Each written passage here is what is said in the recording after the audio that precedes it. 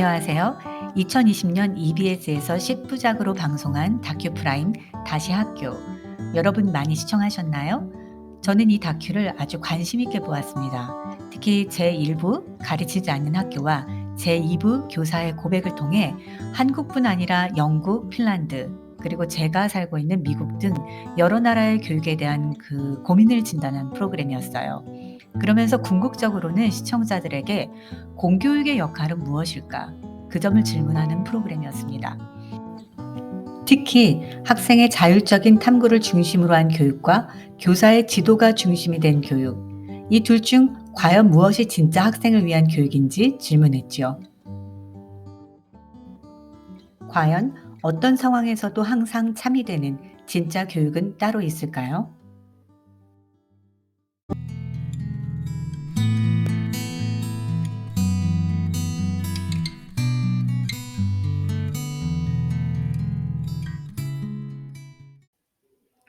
저는 이 영상에서 다큐를 통해 본 핀란드 교육의 이슈와 제가 경험한 미국 교육의 공통점이 무엇인지 이야기하려고 합니다.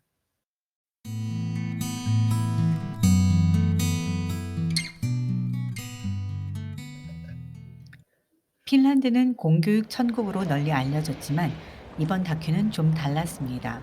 그리고 저와 공통적인 고민거리가 보였어요. 그것은 바로 선생님이 내주신 숙제를 하기 위해 부모의 도움이 아주 많이 필요해진 핀란드의 초등학생들을 보여준 것이죠. 예를 들어 4학년인 아다가 하는 숙제를 보면요. 종교나 철학에 대한 내용을 조사해서 빈칸을 스스로 채워가야 하는 것입니다. 아다가 숙제를 해가야 하는 부분은 그 단원의 배경 지식에 해당하는 것까지 스스로 책을 찾아보거나 검색해서 빈칸을 채워가야 하는 내용들이었습니다. 아다는 인터뷰에서 이런 말을 하죠. 선생님에게 질문할 수 있지만 예전보다 도움을 받을 수 없기 때문에 혼자 많이 배워야 한다고 말하죠. 아다의 부모님 역시 고등학생인 아다의 언니 때보다 확실히 더 많은 숙제가 가정으로 넘어오고 있고 이것이 부모로서 좀 힘든 점이라고 이야기합니다.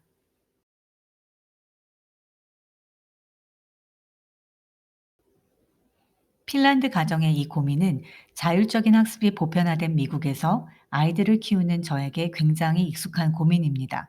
그리고 요즘 자율 프로젝트가 일상화된 한국의 부모님들에게도 마찬가지의 고민거리일 거라고 생각합니다.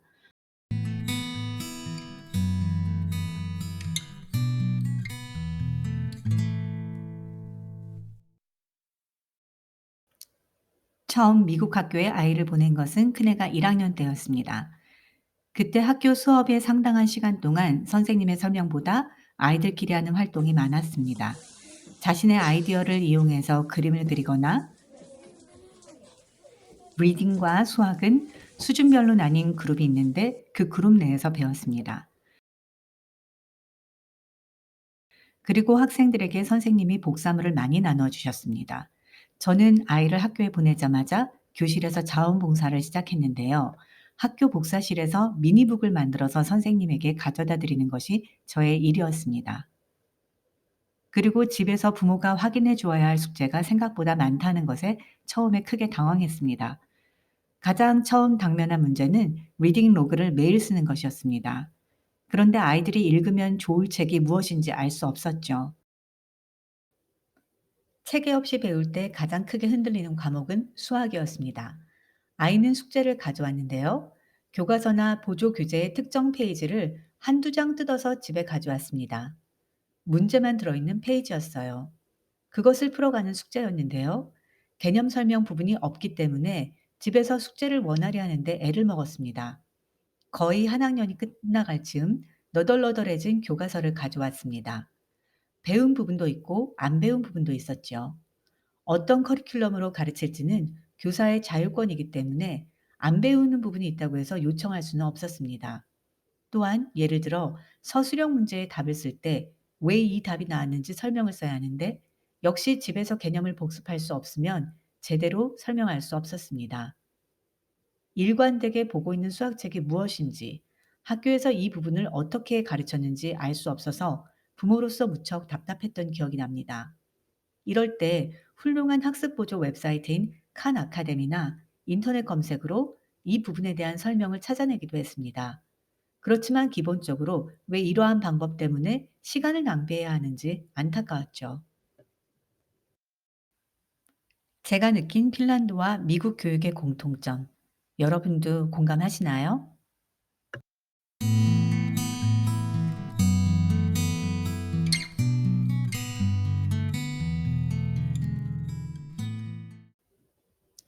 스스로 읽고 싶은 책을 읽으면 된다고 하지만 만약 선생님과 학교에서 기본적으로 읽을 책의 목록을 직접 공유해 주고 가정에서 어떻게 아이를 이끌지 알려주었다면 얼마나 좋았을까요? 물론 아이가 ELL이라는 이름의 영어 학습자를 위한 수업을 하루에 30분에서 40분씩 들었습니다.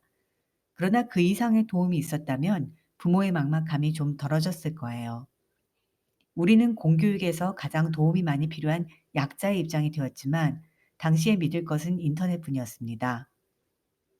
핀란드의 아단의 부모님이 느끼고 있는 어려움의 서너 배 정도를 제 아이들을 학교와 프리스쿨에 보내며 겪어왔다고 생각합니다. 자율적으로 알아서 하면 된다고 할 때 어쩌면 그때 저와 같은 사회적으로 배려가 필요한 사람들은 정말 많은 시간 동안 헤맬 수밖에 없습니다. 주위의 환경이 많이 달라지고 멀어진 가족들을 비롯해서 인적 네트워크가 사라졌기 때문에 특히 자녀 양육에 많은 어려움을 겪습니다.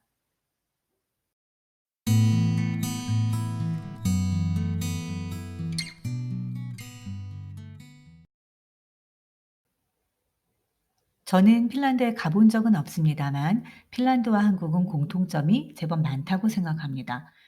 특히 국토가 넓지 않고요. 사람이 자원인 그런 나라라는 공통점이 있지요. 그리고 또 무엇이 있을까요? 네. 내수만으로 경제를 지탱하기보다 무엇이든 개발해서 외국을 대상으로 수출하는 나라. 이런 상황에서는 실력 있는 미래 세대를 키우는데 관심이 클 수밖에 없지요. 저는 그 점에서 두 나라의 공통점이 있다고 생각합니다. 지금까지 핀란드와 한국의 교육은 이런 공통점에도 불구하고 또 여러 가지 부분에서 정반대의 이미지를 가져왔습니다. 자율적인 핀란드 교육에 비해 강압적으로 공부를 시키는 한국의 교육. 학교에서 선생님이 학생들을 하나하나 이끌어주는 핀란드의 교실과 달리 한국 학생들은 학원에서 따로 배운다는 점. 그리고 창의력을 키워주는 핀란드 교육에 비해 지식을 달달 외우게 하는 한국 교육. 주로 한국 교육보다 월등한 핀란드 교육에 대한 부러움과 동경이 많이 자리 잡고 있었습니다. 그런데 두 나라 모두 새로운 세대는 스스로 탐구하는 자율성을 바탕으로 교육하겠다면서 제도 개편을 했고요. 현재 비슷한 고민을 하고 있습니다. 바로 학력 저하 문제입니다. 피사 결과에 대해서 보도한 핀란드의 한 뉴스 사이트인데요. 자국 학생들의 시험 결과를 보도하면서 가장 심각하게 다룬 것 중 한 가지가 가정 환경이 학생들의 학력에 미치는 영향이 증가하고 있다는 점입니다. 이 뉴스에 따르면 소득이 가장 높은 그룹과 가장 낮은 그룹 간의 학력 격차는 약 2년으로 조사되었다고 합니다. 2019년 피사 결과 핀란드는 수학 16위, 읽기는 캐나다와 함께 공동 6위, 과학도 6위를 기록했습니다. 2006년 핀란드는 수학과 과학에서 각각 1위, 읽기는 2위였습니다. 특히 핀란드의 뉴스를 읽어보면요. 핀란드 내부에서 가파르게 수학과 과학 점수가 하락하는 데 대해서 상당한 위기감을 느끼는 것이 보입니다.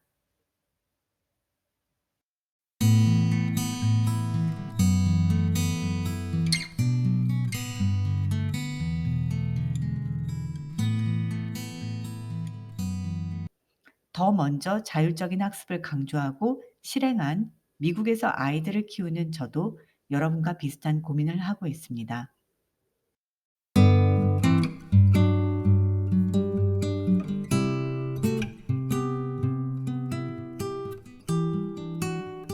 학생들은 더 많은 탐구를 위해 선생님들의 도움이 필요합니다. 체계적인 배경 지식에 대한 설명이 필요합니다. 기본 개념을 다시 찾아볼 수 있는 일관된 교과서가 필요합니다. 자율의 이름하에 학교와 가정의 일이 분리되는 것이 아니라 아이들의 학업을 위해 소통하는 기준이 필요합니다. 그것이 아직 자라나는 아이들의 탐구력을 더 강하게 만들어줄 수 있다고 저는 믿습니다. 우리 세대가 듣기만 하는 교육을 실패로 규정했지만 그 공장처럼 찍어내는 교육에서 얻은 지식과 경험도 많이 있습니다. 이제 기존의 것을 버리고 자율 탐구로만 나아가는 것이 아닌 어떻게 기본 지식을 전수하고 그 바탕 위에서 다음 것을 찾을 수 있도록 아이들을 도와줄 수 있을지 그 고민이 필요하다고 생각합니다. 이번 영상은 EBS 다큐 프라임 다시 학교의 1부와 2부를 보고 느낀 점을 나누었습니다. 영상을 재미있게 보셨다면 댓글에 의견 남겨주세요. 저의 미국 교육 이야기 다음 영상에서 좋은 내용으로 다시 찾아뵐게요. 시청해주셔서 감사합니다.